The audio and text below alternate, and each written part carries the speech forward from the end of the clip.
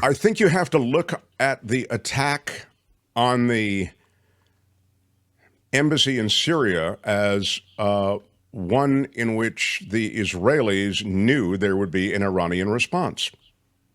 And I think if you look at the simple facts associated with the Iranian response, notwithstanding on high alert or how much on high alert the Israelis were, the Israeli civilian population, the Israeli military, etc., and not just the Israelis, I mean, the Americans as well.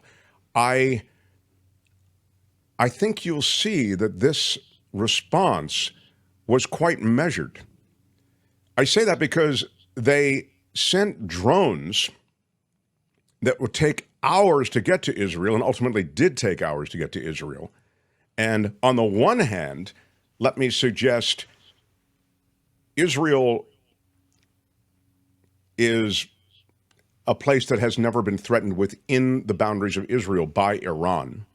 There are Iranian proxies all over the place, right? We know that Hamas is an Iranian proxy. We know Hezbollah is an Iranian proxy. And Hezbollah probably is the strongest Iranian proxy there is. But that said, if they really wanted to attack inside Israel, they would give the word to Hezbollah to go in. And by the way, or just fire a ton of missiles that are far more effective at doing damage in Israel than the drones that were sent from Iran. So they fired 300 projectiles, and those were drones and they were missiles, and 99% of them were intercepted and didn't get through. I think one landed near an airbase and did some minor damage. That was it, right? Right. And these are slow flying drones and missiles that had a shot to be cut down. I guess the other thing I would say is, and this is really, I have no evidence for this. I like to tell you when I think I've got pretty good, I think my last take that I just gave you is pretty clean, okay? I've seen a lot of BS on this platform, YouTube, from other commentators, even from people I've worked with, where, Israel's spoiling for war and blah, blah, blah. I actually think it was a backdoor agreement between Iran and Israel that this was going to be the way it went down. There's a reason they sent these drones and missiles with so much time before they actually made landfall. So I see it from the perspective of they're trying to avoid any kind of wider conflagration. Now, I understand that Netanyahu benefits from these things growing. He is politically embattled. He is criminally embattled. I get all of that. But the point I'm trying to make is if you really just look at the way all of this happened, I don't mean to say it's nothing, because as I just mentioned, it's the first time Iran has struck within Israel from Iranian missiles. Mm-hmm. But Iran is not spoiling for war with Israel, and nor do I feel the Israelis really want to go after the Iranians in Iran. Then why send them at all? Why send the incoming projectiles at all? Because you must do something, given the fact that the Israelis attacked the embassy in Syria. That's why this is like a poker hand that plays itself. You have to respond. Otherwise, you have no respect on the Iranian street. Mm-hmm. So you really have to do something. But even as you're doing something, and again, I don't want to say this is a big nothing burger. I'm not trying to say that, but I'm trying to say it was a predictable move on the part of the Iranians, and the way they did it with so much warning, they could have done it many other ways if they really wanted to do damage. That is the point I'm trying to make. But you don't attack Israel like that, and then you've seen what their response is, when attacked by a terrorist group. Now they're attacked by a country. And so, I mean, does it not follow, and I could be completely wrong here, but does it not follow that now Israel will respond back, and that now you have this wider dust up in this region, which could be really dangerous? Well, I guess that's what I'm getting at. It seems to me that Iran has set up a scenario by which the Israelis don't need to respond. In other words, they back-channeled to the Israelis, here's what we're doing. I mean, here's the real conspiracy if you really want to go conspiracy. Or when I say conspiracy, it's conspiracy adjacent. But this is the power of diplomacy. Like if you just read the headlines and the story, you don't think this through. But this is the stuff that happens. The Iranians somehow leak or otherwise directly tell the Israelis the actual coordinates that these missiles are guiding toward. They give them some telemetry or information that actually helps the Americans and the Israelis shoot them down. The Arab Street, if I can call it that, although the Iranians are not Arab. The Iranians speak Farsi. They don't speak Arabic. You can look at Iran, and Iran is an outsider in many ways.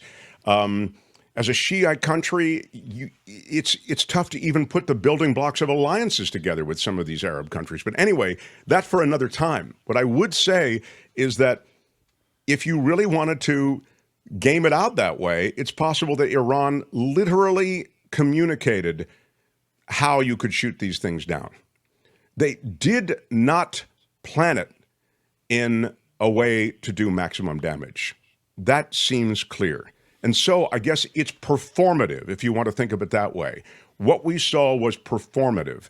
Not to say it wasn't scary, and not to say there wasn't potential of real damage, but you see how the two sides played it out, and it should be over now.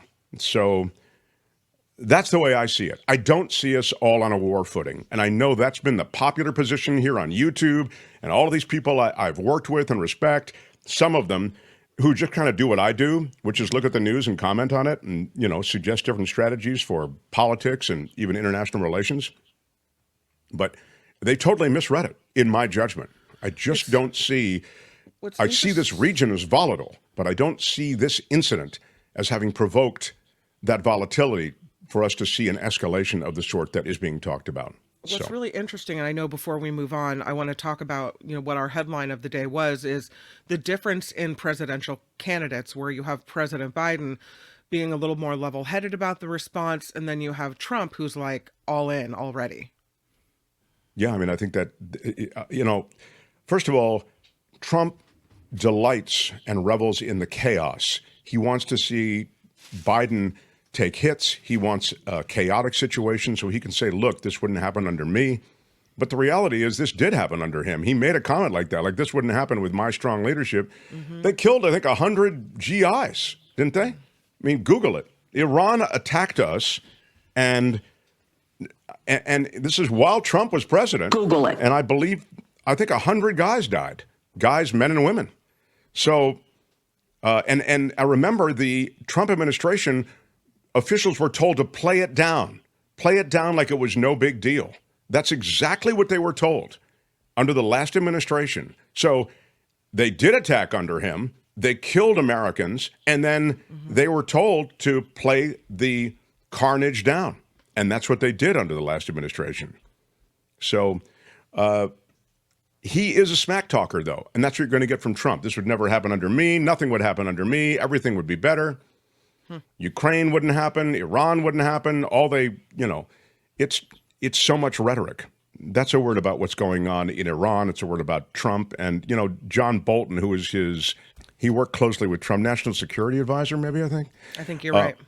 Anyway, National Security Advisor. Thank you. Yeah. His former National Security Advisor said it was a ridiculous statement that Trump made when he made statement that the Iran attacks would not happen under a Trump watch.